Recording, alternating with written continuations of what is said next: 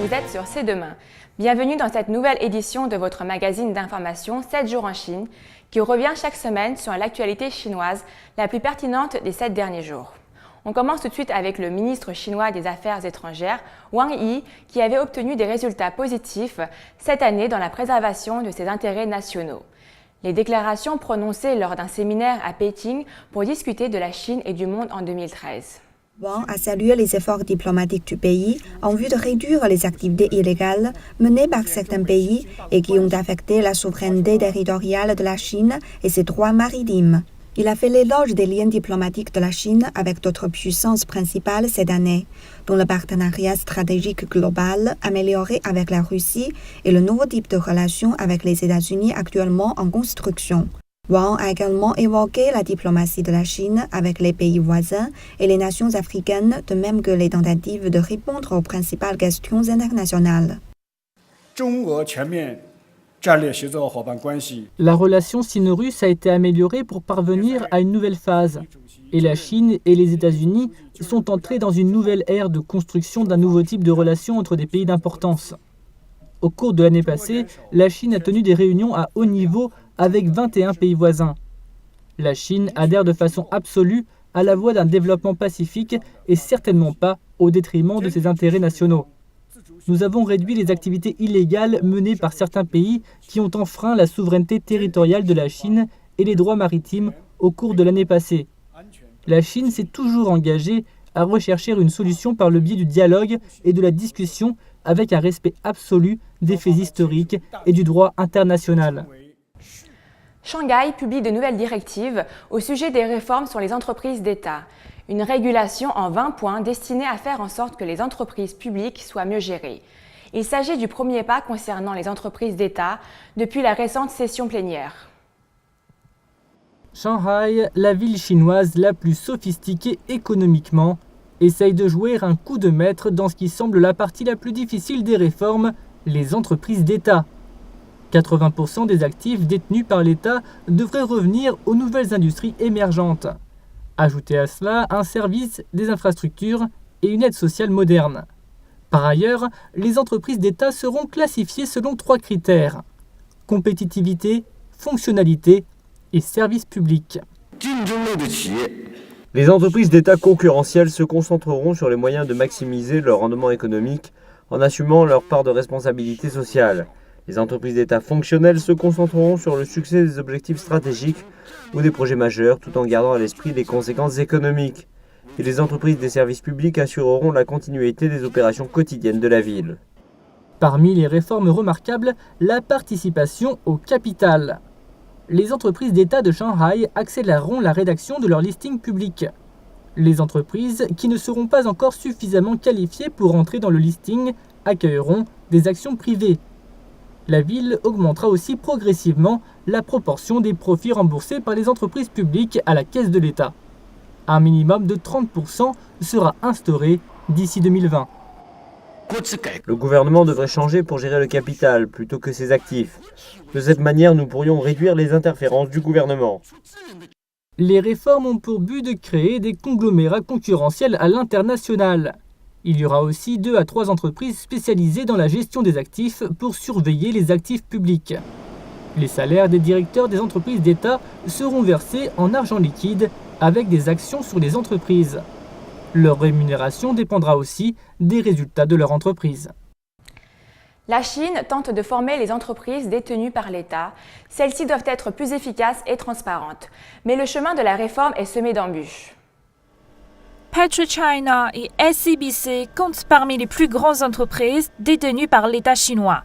Elles sont cotées en bourse à l'étranger et elles ont des ambitions mondiales. Quelque chose les différencie des autres sociétés, leurs chefs sont désignés par le gouvernement.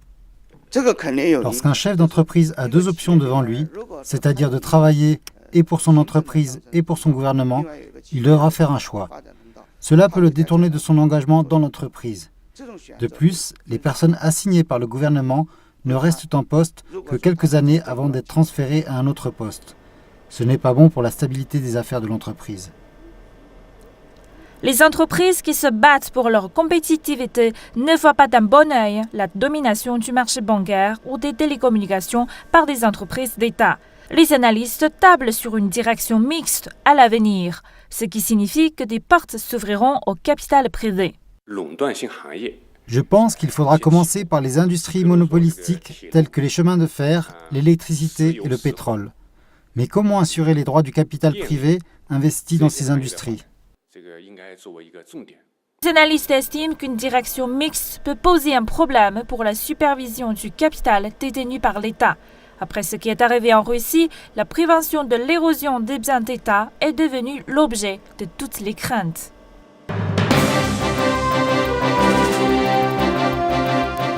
La conférence de travail sur l'urbanisation s'est achevée vendredi dernier. Elle a insisté sur la stabilité du processus. La Banque de développement de Chine estime que l'urbanisation du pays coûtera 25 000 milliards de yuans ces 3 prochaines années. Les nouvelles directives d'urbanisation de la Chine, le ton politique est résolument proactif. C'est vendredi que se sont rencontrés les cadres du gouvernement. Ils ont décidé ensemble des nouvelles zones d'urbanisation. Le message était clair. Le rythme des nouvelles mesures à mettre en place doit être stable et le processus d'urbanisation doit être centré sur l'être humain. Le développement entre campagne et ville devra être équilibré et les demandes domestiques traitées en priorité. Le souci, c'est le coût de financement de cette réforme. Mais l'amélioration de la vie des résidents urbains n'a pas de prix. L'urbanisation a un rapport avec la mentalité des gens. C'est très important. Ils peuvent changer leur mode de vie, développer des talents. Ils peuvent profiter de tous les bénéfices qu'offre la vie en ville. Mais il reste un défi de taille, trouver l'équilibre idéal entre les terres agricoles et les zones urbaines. Nous nous sommes trop occupés à transformer les villages en villes. Les gouvernements locaux ont utilisé beaucoup trop de terres agricoles pour en tirer des fonds.